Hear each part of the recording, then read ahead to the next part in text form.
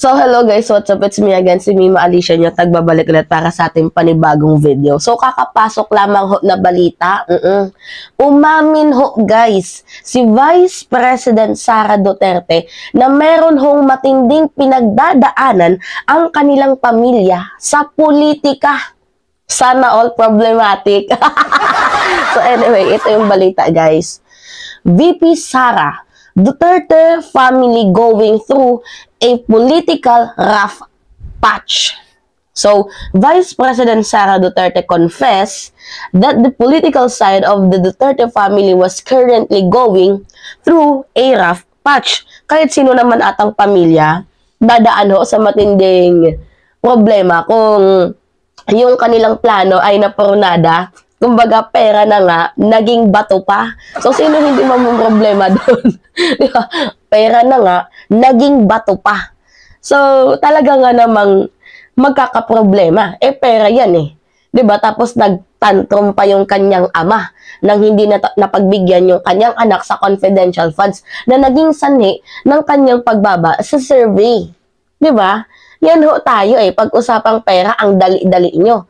Para daw sa bayan, tapos, hindi naman pala para sa bayan ang pakay nyo, kundi para sa pera, para sa pondo, para sa confidential funds. Di ba, nakakaloka? Dapat panindigan mo kung ano yung unang sinabi mo. Di ba, ito yun guys, pakita ko sa inyo. Sara Duterte about sa usaping confidential funds. Noong September 4, 2023, anong sabi niya? We can live without confidential funds. Di ba sinabi mo na in the first place na kaya mong mabuhay kahit walang confidential funds? Hinamon mo pa talaga ang Congress, ha? Di ngayon, pinagbigyan ang iyong hiling. Sabi nga ni Martin Romualdez, borrowing from your mouth, di ba? Borrowing from the word of your mouth, na kaya mo naman palang mabuhay kahit walang confidential funds, di tinanggalan ka at ibibigay na lamang ho sa ibang ahensya. Tapos, ano yung sabi mo? October 4, guys. Sabi niya, 1 month after ng pagkakasabi niya na we can live without confidential funds, agad siyang naghimutok. Ano sabi niya? Kung sino man ang kumukontra sa confidential funds ay kumukontra sa kapayapaan. 'Di ba? Hindi lang yan yung sinabi niya, guys. Yung ang kumukontra sa confidential funds ay kalaban ng bayan at ayaw sa kapayapaan. So, nagtanong lamang ho kami kung para saan mo gagamitin ang pondo. 'Di ba? Maayos lamang ho na liquidation, or kahit hindi mo na i-totally na i-liquidate lahat, pero sana sinagot mo kung saan mo talaga i-direct gagamitin ang pondo. Tapos, dyan yung time na yan, October 4 na yan, umuwi ata yan si VP Inday. Sa pagkakaalam ko kasi, umuwi talaga siya sa Davao. Nagsumbong siya sa kanyang ama, ito naman yung kanyang ama, nagtantrum. Talaga nga namang nag-ano sa mainstream media, ni-reveal ang totoong siya.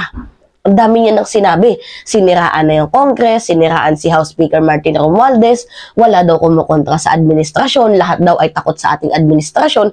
Gandami niyang sinabi.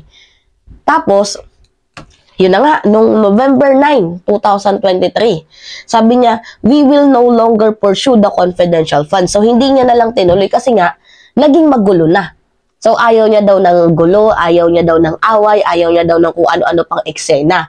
So, ayaw niya na lang ng confidential funds, hindi niya na lang daw itutuloy. Kasi alam niya sa sarili niya in the first place na hindi na talaga siya mapagbibigyan, hindi na siya bibigyan. Kaya para hindi siya mapahiya, sinabi niya na lang na hindi niya na ipupursue ang confidential funds. Kasi in the first place, hindi niya naman talaga ma-achieve ang confidential funds. Am I right? Tsaka dapat, di ba, tama lang naman sa sinabi mo noong September 4 na we can live without confidential funds. Tama lang naman dapat na panindigan mo. Ang nangyari kasi sa kanya, sinabi niya yan, nag-going through process pa, sa mind niya, ang dami niya pang sinabi, ganito, ganyan. Tapos nung nagkagulo na, doon niya palang sinabi na we will no longer pursue the confidential funds. So, inantay mo pa talagang magkagulo-gulo ang lahat bago ka nakapag-desisyon yan. Kaloka ka, VP Inday. Tapos ngayon, dadramahan mo kami na going to the rough patch yung pamilya nyo. Huwag mo kaming dramahan ng ganyan kasi in the first place, hindi namin kasalanan yan. Kasalanan mo yan. Diba? Hindi lang kayo nabigyan ng confidential funds. Nagkaroon agad ng rough patch yung pamilya nyo. Yun kasi, sumbongera ka. Kung hindi ka sumbongera sa tatay mo, kung kaya mo lang naman sagutin yung mga bawat tanong sa'yo, 'Di ba? Yung hindi ka na madaming satsat, direct to the point yung sagot mo, eh di sana hindi ka na paghahinalaan. Kaso wala eh. Hindi mo na nga nasagot ng maayos ang tanong, kami pa yung sinisi mo, kami pa yung pinagbintangan mo, kami pa yung naging masama. 'Di ba? Anyway, sabi ni Jonathan Andal sa 24 Oras Weekend report, si Vice President daw, hindi niya na daw inelaborate, basta hanggang doon lang daw yung sabi niya na my political family going to the rough patch. So, hindi niya na dinagdagan ng ibang detalye. Hanggang doon lang. So, Vice President Sara Duterte did not elaborate on the difficulty, but she was grateful to her defenders. So, among them, si Senator Amy Marcos, who expressed her support for the Duterte family, and Sara's father, the former president, Rodrigo Roa Duterte. Isa pa tong si Amy. Sorry. Isa pa tong si Senator Amy, guys. Alam nyo, sinasabi ng mga loyalista na, pasensya na sa boses ko ha. Excuse me po. So, sinasabi ng mga loyalista na, that is strategy, guys. It is not strategy anymore. Kasi si Amy, literal na pinapanindigan niya yung utang na loob na nilibing yung kanyang ama sa libingan ng mga bayani. Where in fact, naging malaki ang boto ni dating Pangulong Rodrigo Roa Duterte because of the loyalist. Kasi nga, part of the political strategies niya na ipalibing itong si Apulacay sa libingan ng mga bayani para makagain siya ng votes. So, ang akala ni Senator Amy Marcos, it is because dahil pinalibing niya kanyang ama sa libingan ng mga bayani, nagtanaw siya ng utang na loob. Hindi niya alam na pinalibing ni dating Pangulong Rodrigo Roa Duterte itong si Apulacay dahil nga kailangan niya din yan para makagain ng votes. Kasi madaming loyalista.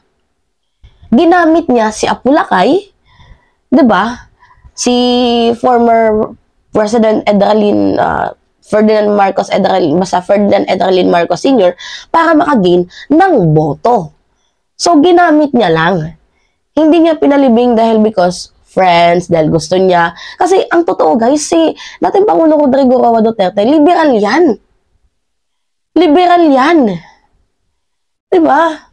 So, para makagain siya ng votes, kailangan niya talagang gumawa ng most effective strategies. So, alam niya na madaming mga loyalista and that time, sawang-sawa na din yung mga tao sa mga dilawan. So, ang ginawa niya, ipapalibing niya daw si Marcos Sr. And then, pinangako niya yun. And then, ito naman si super ate, himudpet na sa mga Duterte kasi nagtatanaw siya ng utang na loob. Where in fact, hindi naman dapat yung tanawin ng utang na loob kasi nakapag-gain siya ng boto dahil sa'yo. Did you really get my point? Kasi ang pangit dito sa part ni Amy Marcos, kinakalaban niya din mismo ang administrasyon. Although sabi na lang natin strategy yan, pero hindi magandang estratehiya yan na sinisiraan mo ang administrasyon. Tapos kinakampihan mo siya, si VP Inday, sa kanyang confidential funds where in fact, maling-mali. Parang nagiging mukha dyan, nakikinabang ka sa confidential funds ni Sara Duterte. Diba?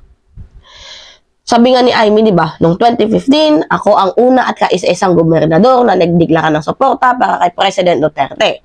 At kahit ako ang nag-iisang matira, naninindigan ako para sa kanya. So, sabi ni Amy, magpapasalamat ako kay Senator Amy Marcos sa patuloy na kanyang pagsuporta sa politika sa aming pamilya. Sabi ni VP Inday. So, ako guys, wala namang masama kung magkaroon ng utang na loob itong si Senator Amy. Pero sana ibalanse niya naman yung utang na loob niya tapos dito para sa bayan. Kasi iba yung utang na loob versus para sa bayan. Kasi when the terms para sa bayan, para talaga sa mga tao. Hindi kayo dahil magkaibigan kayo, dahil may utang na loob ka, kaya sumusuporta ka. Iba kasi yun yung may utang na loob versus yung para ka talaga sa bayan, yung trabaho lang, walang personalan.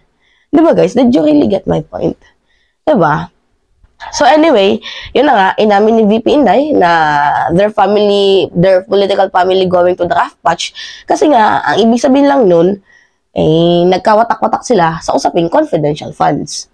So kung hindi mo sana pinursue, or in the first place, hindi ka nagsalita na hindi mo kaya mabuhay, na kaya mong mabuhay without confidential funds, edi sana hindi ka 'Di ba? Pinagbigyan ni Martin Romualdez. Sana sinabi mo na, hindi ko kaya mabuhay na walang confidential funds. Or kahit naman gusto mo na confidential funds, dapat sinabi mo sa kanila na alam mo kung saan gagamitin, kaya mong sagutin bawat tanong sa'yo, hindi yung may spokesperson ka palagi na sumasagot sa mga tanong ng iilan, kagaya dito kay Risa Ontiveros.